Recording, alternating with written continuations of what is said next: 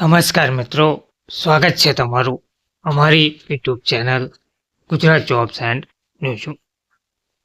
મિત્રો, રાજ્યના સરકારી કર્મચારીઓ માટે કેન્દ્રના ધોરણે ઘરભાડું ભથ્થું ચૂકવવા બાબતે મહત્વના સમાચાર સામે આવ્યા છે.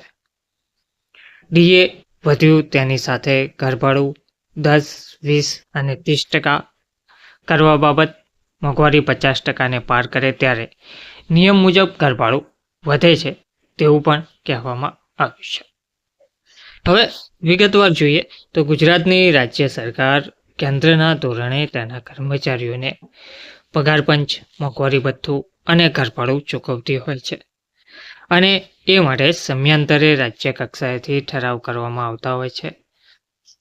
સન 2016માં 7મા પગાર પંચનો રાજ્ય સરકારે કેન્દ્રના ધોરણે અમલ કર્યો હતો, પરંતુ એ સમયે જે ઘરભાડું અને મેડિકલ ભથ્થાનો સ્વીકાર કરાયો ન હતો.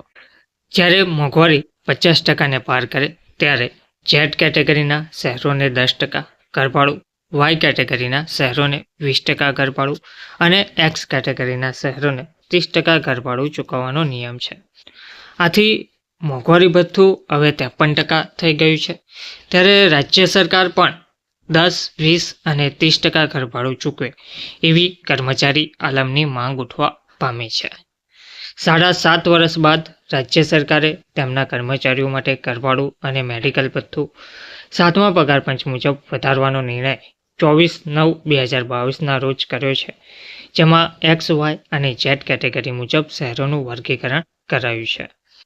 તો ઝેડ કેટેગરીના શહેરોને 8%, વાય કેટેગરીના શહેરોને 16% અને એક્સ કેટેગરીના શહેરોને 24% લેખે હાલમાં ઘર ભાડું ચૂકવવાનો આદેશ કરવામાં આવ્યો છે.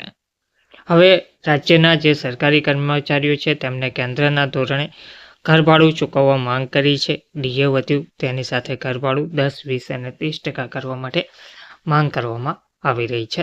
ધન્યવાદ.